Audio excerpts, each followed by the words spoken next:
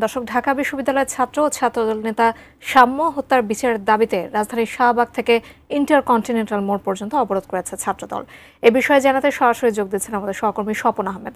স্বপন, ঠিক কখন থেকে এই অবরোধ শুরু করেছে ছাত্রদল এবং সেখানকার কি পরিস্থিতি আপনি নিশ্চয়ই আমাদেরকে জানাবেন। সাম্যকে নির্মমভাবে হত্যা করা হয় এবং সেই হত্যার পর থেকেই আসলে ছাত্রদল, সে যেহেতু ছাত্রদলের একজন কর্মী ছিল, নেতাও ছিল, অর্থাৎ তারপর থেকেই কিন্তু ছাত্রদলের যারা রয়েছেন, অর্থাৎ ঢাকা বিশ্ববিদ্যালয়ের ছাত্রদল এবং সেন্ট্রাল ছাত্রদলের যারা সদস্য রয়েছেন তারা কিন্তু বেশ উত্তাল হয়ে ওঠে এবং তার বিচারের দাবিতে আসলে ফুঁসে ওঠে এবং তারা তার সঠিক বিচার এবং সুষ্ঠু তদন্তের মাধ্যমে যারা আসামি রয়েছেন, যারা এর সঙ্গে জড়িত রয়েছেন তাদের আসলে গ্রেপ্তারের দাবি জানিয়ে আসছেন এবং এই দাবিতে তারা বেশ কয়েকদিন ধরে আসলে ঢাকা বিশ্ববিদ্যালয়, শাহবাগ সহ ইন্টারকন্টিনেন্টাল মোড়েও কিন্তু তারা অবস্থান নিয়ে আন্দোলন করে যাচ্ছেন।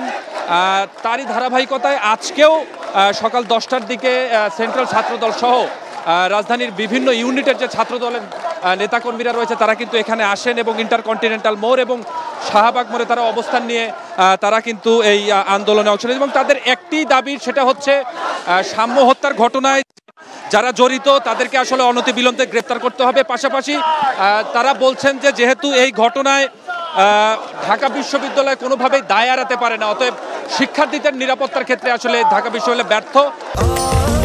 স্বাস্থ্যকর অল টাইম ফ্যামিলি কেক, সব সময় অল টাইম হেলদি লাইফ। এক্ষেত্রে তারা ঢাকা বিশ্ববিদ্যালয়ের যে উপাচার্য রয়েছে তার অব্যাহতি তারা চাচ্ছেন। তো আমরা এখানে ছাত্রদলের জেনারেল সেক্রেটারি নাসিরউদ্দিন নাসির তিনি রয়েছে, তার কাছ থেকে আমরা আজকের আন্দোলন সম্পর্কে জানতে চাই।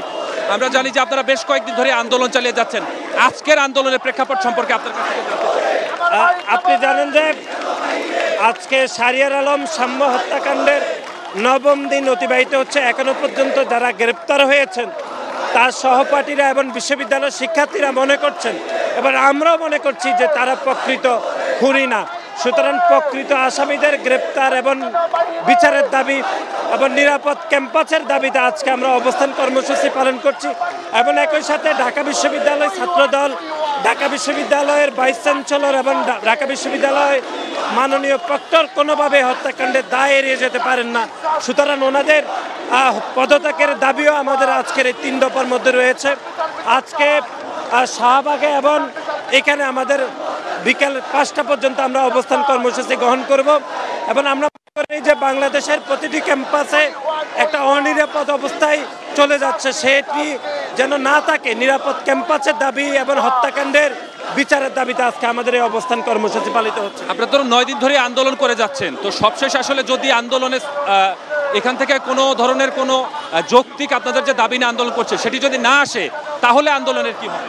না, আমরা তো আজকে 9ম দিন পর্যন্ত আন্দোলন চালিয়ে যাচ্ছি। ইনশাল্লাহ যদি গ্রেপ্তার না হয়, বিচার প্রক্রিয়া শুরু না হয়, তাহলে এই আন্দোলন ইনশাল্লাহ আমরা আরও ভবিষ্যতে চালিয়ে যাব।